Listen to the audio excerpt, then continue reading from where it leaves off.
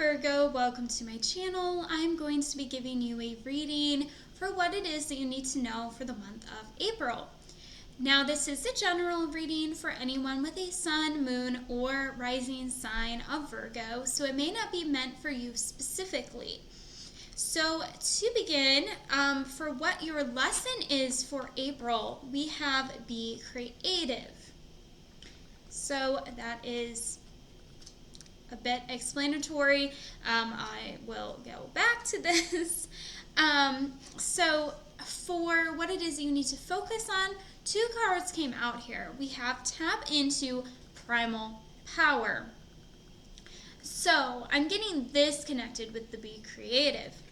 So tap into your innate power that you have. And the other card that's coming in is practice daily. So I'm getting this as you needing to meditate daily on who you are and the powers that you actually hold within you. And finding creative ways to utilize that into the world. So you can like create altars, crystal grids. You can, do things with cards, create altars with cards. You could do dances, sing, do different ways to get the energies flowing within you and release back out into the world. You can speak light language, you can write light language. You can tap into your healing gifts, just finding different outlets for you to do that, different meditations that you can do, focusing on intentions while taking baths or showers,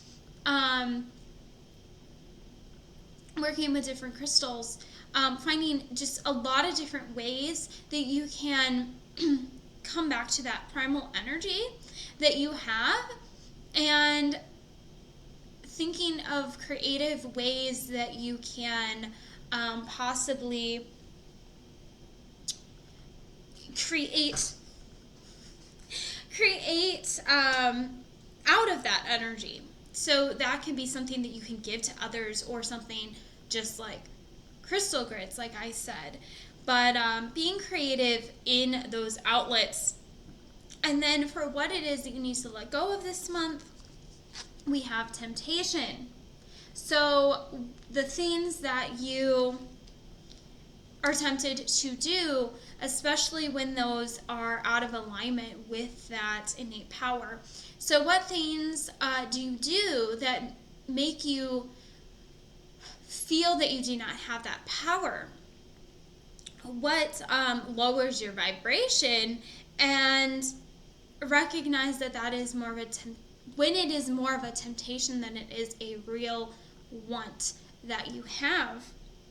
And then for your tarot cards, we have death. So we have the end of a cycle. I'm seeing this as like the death of your ego.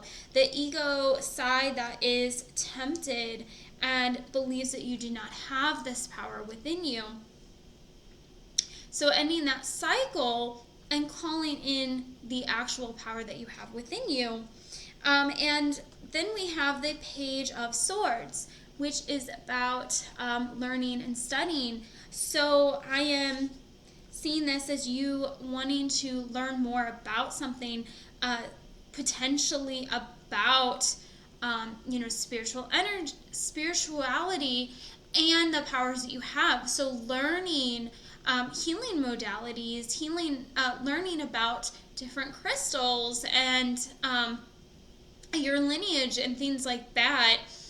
But with that, there is a lot of misinformation out there. So this card is also reminding you to use your heart discernment. And that's coming in with the next card of the Hermit. So going, feeling inside your body of what is your real truth and what is true for you, because some of us are different. Some of us do not have the same material blueprints as everyone else. So what is being taught might not reflect you personally. So you need to go within and use your own heart discernment to decide if something resonates with you or not.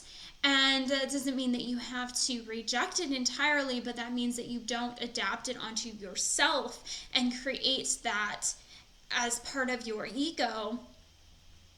And then we have the King of Cups, which is about going off and beginning that new journey, perhaps creating a new version of yourself, a new ego that's going to take the place of this lesser ego, right? Because people do talk about death of the ego, but at some level, we always will have an ego because the ego is how we present ourselves as an individual.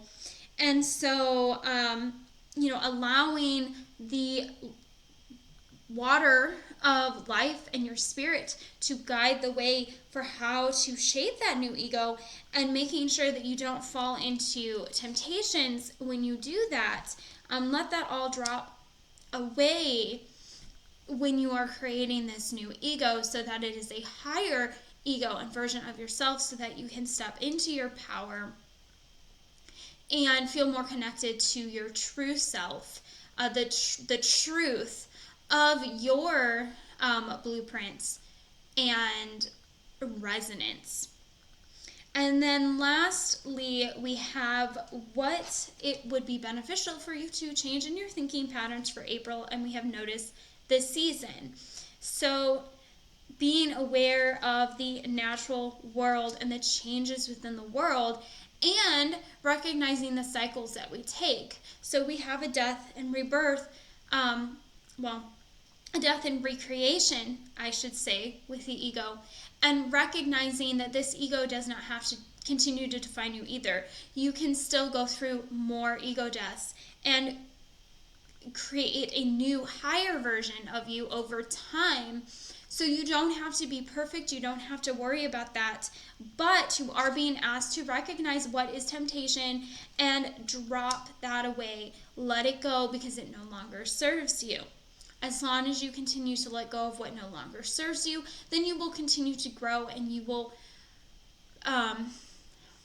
transcend into the highest version of you eventually.